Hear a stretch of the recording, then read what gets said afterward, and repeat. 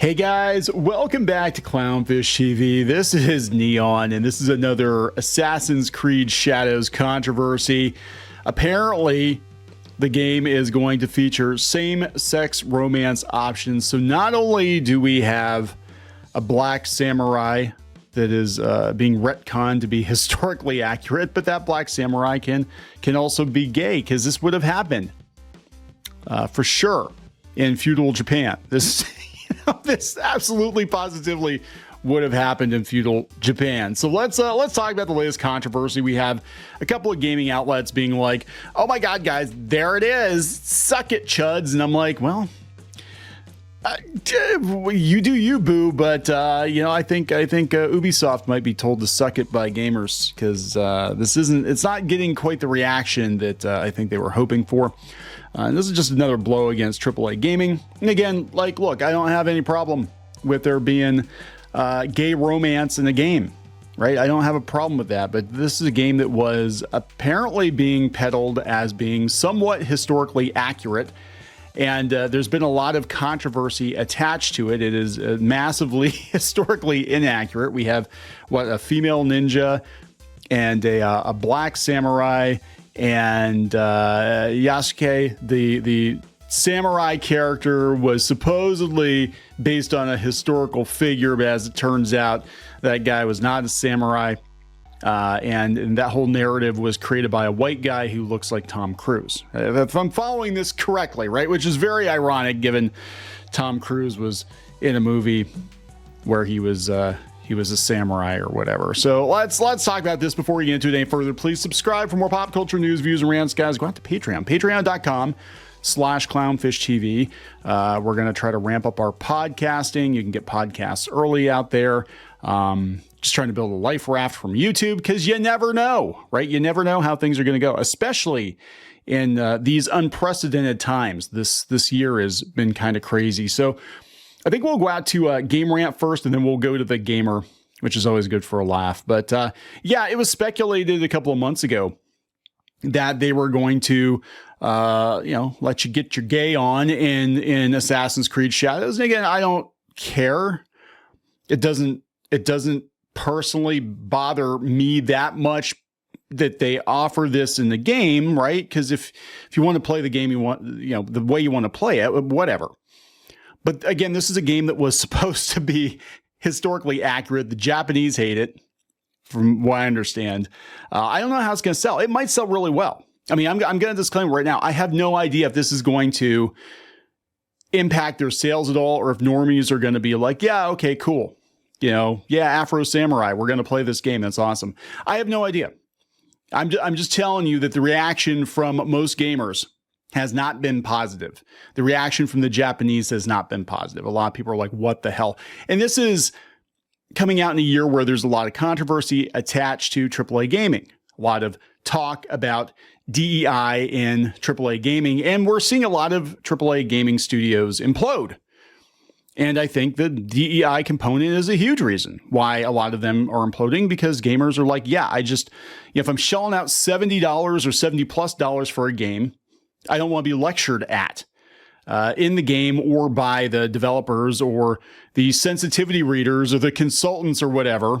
I don't want to hear article after article from gaming journos about what an awful person I am because I don't like XYZ thing in my video game, my escapist entertainment.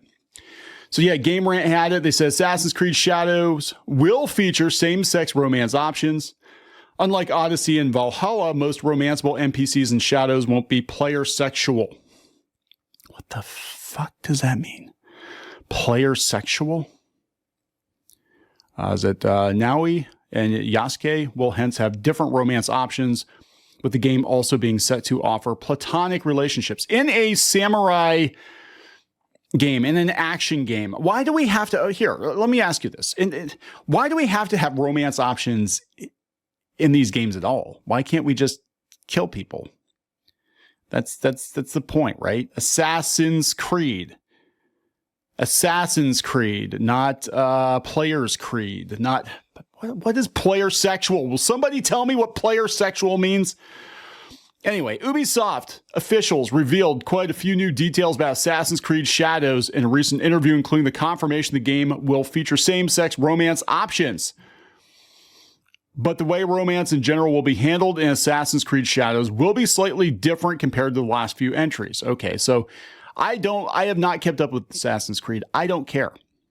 If I wanted to play a game like this, I would just go find a copy of Tenchu. I love Tenchu. Was great. Tenchu was so good. Same-sex romance was featured in both Assassin's Creed Valhalla and Odyssey. The latter offered 14 romanceable characters, while the former had a dozen of them. Man, they get around. Each game allowed its respective pair of protagonists to get intimately involved with any romanceable character. Again, I have not kept up with Assassin's Creed. I played the first couple of games back in the day, and I don't remember banging 14 people in that game. In a recent interview with YouTuber Jor Raptor, the gamer, via the gamer, okay, we're going to go out to the gamer, Assassin's Creed Shadows Associate Narrative Director Brooke Davies confirmed that the upcoming game will also feature same-sex romance options. However, Ubisoft is moving away from player-sexual NPCs. Player-sexual NPCs. There's a link. What the hell is this? Are player-based romances in RPGs representation? Okay. They have to explain this to me because I have never heard this term ever. Player-sexual romance options allow players to pursue romance with any video game character they want, without having to change the type of character they'd normally play. This gives LGBT gamers a lot more options. So that's not a video game. That's not a video game. This is a fanfic simulator. God, no, not an Assassin's Creed. Anyway, so this change largely stems from the fact that both characters have their own identities and roles in the story, unlike their counterparts from Valhalla and Odyssey, respectively. Davies also revealed that Assassin's Creed Shadows protagonists will have opportunities to pursue more developed relationships compared to the previous entries in the series, some of which will be platonic in nature. Sometimes you're friends, sometimes you fuck, and sometimes you fuck friends. It just depends on how you want to play the game, right? It's like you get an F or an FF. It's like, I mean, they need to have like a little icon above the NPC. Oh, this character's fuckable. Let's go talk to them. Oh my God. This is Assassin's Creed. What the hell? As for romance, Ubisoft officials said the game isn't aiming to be a dating simulator. That's what it sounds like. It sounds like a dating simulator, but will nonetheless try to offer a balanced mixture of serious romance and flings. When video games are for everyone, they're for no one. You know what I'm saying? Like, there have always been games for everyone and every type of person and everything that they're looking for, but you do not have to put dating sim stuff into Assassin's Creed, especially in a game that's already controversial because it's taken its extreme liberties with history here. She also confirmed that Naui and Yasuke, I know I'm butchering that. Yasuke will both have optional opportunities to romantically pursue male and female characters, and that none of those encounters will be missable by making certain story choices. Based on that overall description, it sounds like Assassin's Creed Shadows will build on the way romance worked in Valhalla while significantly cutting down the number of player sexual characters. Having predetermined sexual orientations for NPCs has the potential to make the game's world feel more realistic. Yeah. Okay, so this is where it came from. The gamer. Again, just a reminder, the gamer is kind of like Kotaku, but taken to the next level. Sometimes they do a journalism, sometimes they do okay, but they are preoccupied with sex and gender identity politics and video games. That is an ongoing thread in a lot of their stories. This is the same outlet where the editor said some really disparaging things about J.K. Rowling on the BBC, and they had to walk it back, so she didn't sue them because she tends to sue people who talk smack about her because she's J.K. Rowling and she's got infinite money. This is the original story. Assassin's Creed Shadows was always going to be queer. Ubisoft revealed that Assassin's Creed Shadows, the newest installment of the series, will once again include same-sex romance and have more developed relationships. In fact, Shadows seems to be going further with this than Ubisoft ever has before. One could say that in previous games, romanceable characters were player sexual. What the fuck? Where did this come from? I love it when these terms just pop up overnight. Is this a Gen Z thing? Because that's like cooked. You know, I joke cooked. I've been saying cooked a lot lately because my kids are saying cooked, but it just popped up overnight, right? Like we used to say, oh, that person's screwed or that person's effed or that person's, you know, literally in this game, everybody's effing. And now it's like, oh, they're cooked. It's like, okay, where did this come from? And why is literally everybody using it today? Like nobody was using it yesterday. Player sexual. It's not, what? The relationships you had with them were always intentionally queer. They weren't intentionally queer crafted relationships for that specific purpose, since the dual protagonists weren't separate people, but gender options. Now they have romance. Romance is unique to their individually designed characters. The queer representation feels more intentional than ever. As anybody paying attention to the discourse around this game could have predicted, the same conservative sect of gamers who have been angry about Assassin's Creed set in Japan having a black protagonist are now upset about its protagonist having the option to have same-sex relationships. Who could have seen this coming? Gamers are angry. They're angry because they tried to spin the Black Samurai as being a historically accurate character. In fact, they went so far as to change Wikipedia, and then several media outlets jumped on that and cited Wikipedia. It turned out they all came from like one guy pimping his book. That wasn't actually true. The Japanese aren't happy about it either. Again, I don't know if this is going to affect the game one way or another, but all I'm seeing from this is, okay, this is supposed to be a samurai game set in feudal Japan, but we can't play as a Japanese guy and everybody's potentially gay. Is that correct?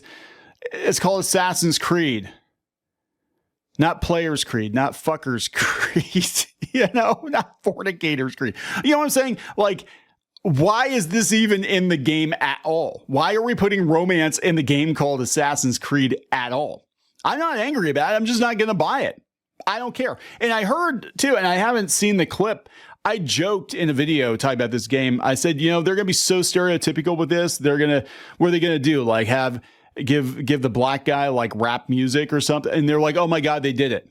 Like when he shows up, they play hip hop music. I'm like, are you freaking kidding me? Like that is the most stereotypical. Assassin's Creed was always queer. This is quite frankly baffling. Assassin's Creed has had explicitly queer characters since the early days. Leonardo was clearly portrayed as gay, Leonardo da Vinci, and he was also likely gay or bisexual in real life. He just liked to draw a lot of naked men. I mean, maybe it was just his thing. I don't know. Assassin's Creed Unity was probably, main character was probably a trans woman or potentially intersex.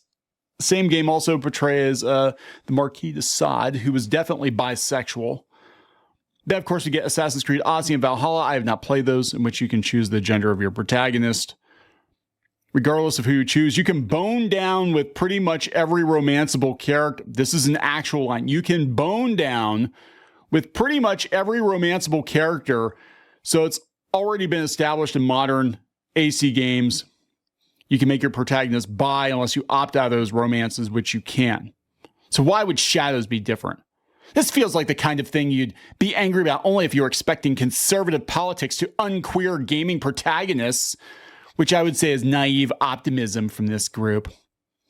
It makes perfect sense for Shadows to be in keeping with the precedent already set in the previous games. It shouldn't be surprising at all.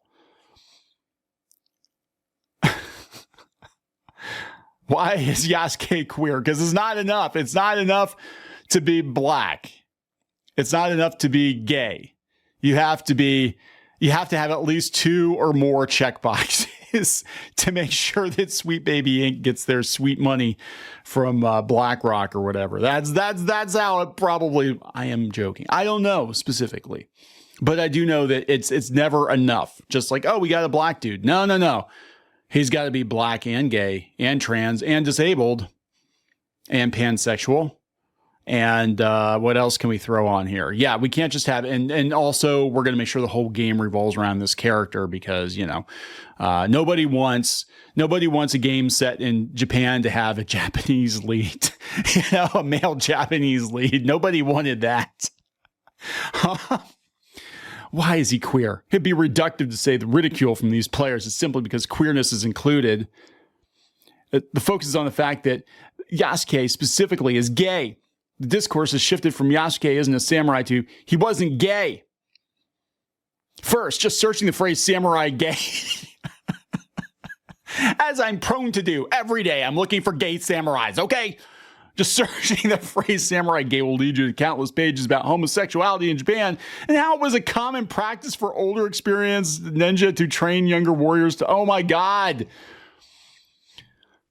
I can't read this. Wait, are we going to take the opportunity to defend the choices behind this game? Like, whatever you want to do. Just make sure people know, like, this isn't a historically accurate game. It's a freaking video game, right? But they're like, no, now we're going to give you a history lesson about all the gays in Japan.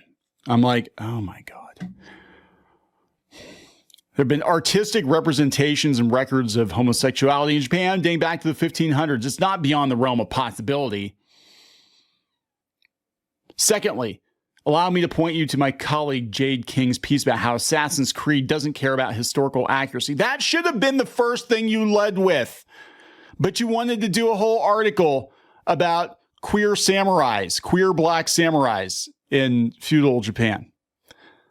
You know what I'm saying? Like, you could have just led with, hey, this game isn't historically accurate, whatever. It's a video game, whatever.